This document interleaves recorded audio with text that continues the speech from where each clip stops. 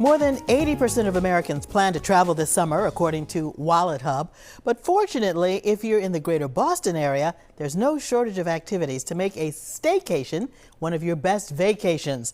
This summer, new pieces of public art for you to enjoy have popped up in some unexpected places around the city.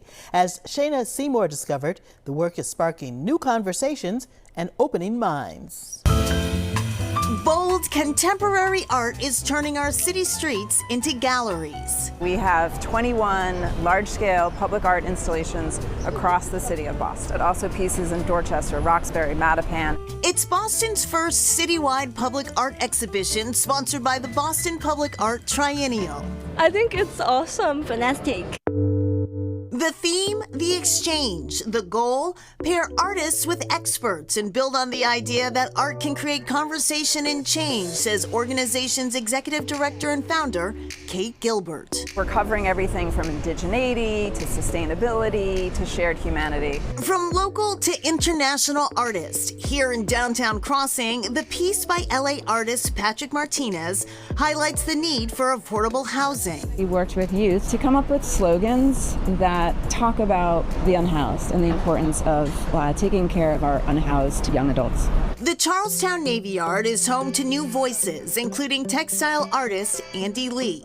He's part of the Triennial's Accelerator program, which funds and provides professional development support to local artists. So special that I got to have a moment of a footnote to be part of the city that I grew up in. I wanted to create a piece that was an invitation to celebrate yourself.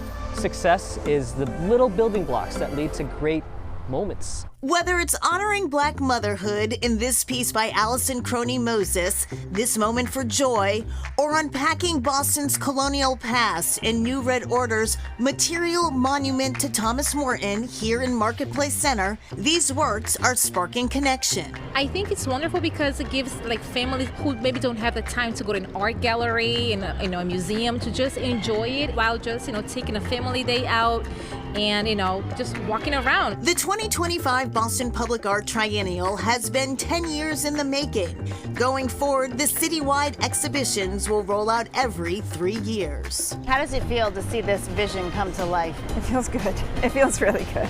If you go to any other city, you're going to see a lot of public art and you're going to see a lot of vibrant activities that reflect who that city is. We're a little behind in that, so this is a really big deal. And joining us now from the Boston Public Art Triennial is Marguerite Winter. She's the Director of Partnerships and Engagement. How are you doing today? I'm well, thanks. What a great project. This is so exciting. So this triennial is really a huge undertaking. What in your mind makes this public art exhibition different from what you might see in other cities? Definitely. I think that the collaboration and really working at the heart of Boston and throughout all the neighborhoods, this show radiates through downtown into Mattapan, into Dorchester, Roxbury, and East Boston.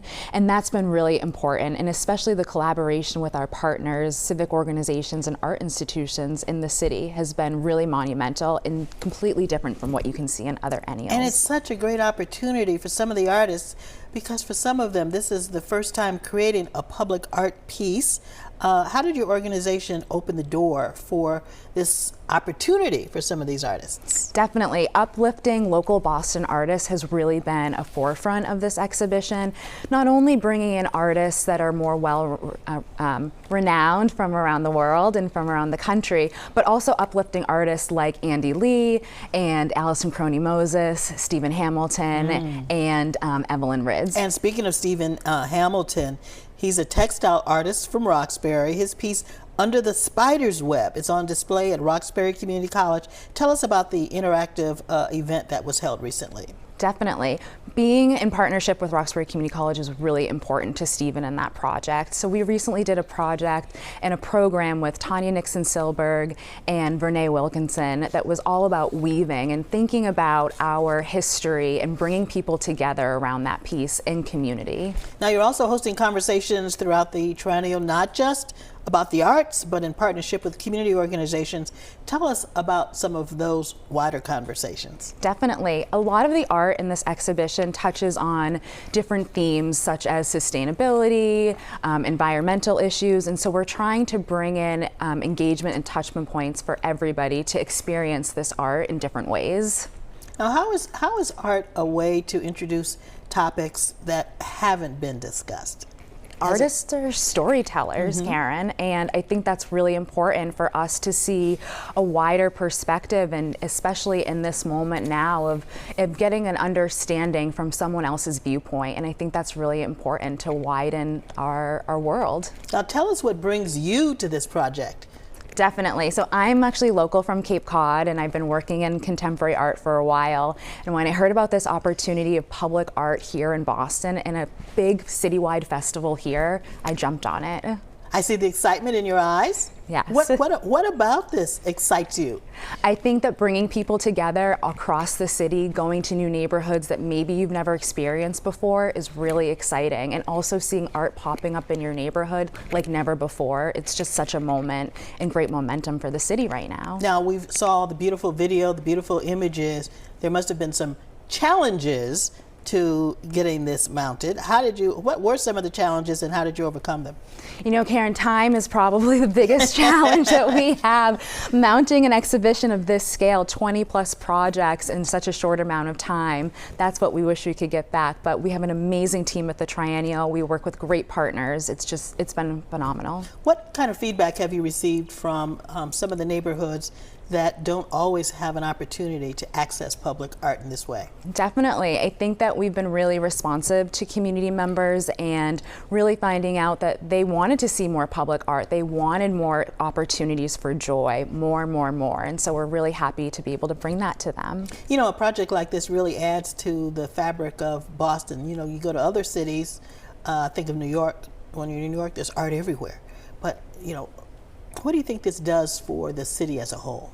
I think there's a lot of really great arts organizations that are working in Boston right now, and the Triennial really adds to that and puts us on a global platform and saying, hey, we can be like New York, we can be like LA and Chicago. It's here in Boston and it's happening. So you said this is happening every 3 years. Do we have to wait another 3 years, or are there other opportunities after the sculptures come down in October? Like I said, this is a momentum for Boston of becoming a public art city. We will still have public art in 2026 and 2027, though it might not be 20 pieces. You'll have to wait till 2028 till then. Just wait and see. Yes. Okay, Marguerite, thank you so much for joining us. All right, everybody, there are several Triennial events scheduled for August. You can check out our website at wcvb.com/cityline for links.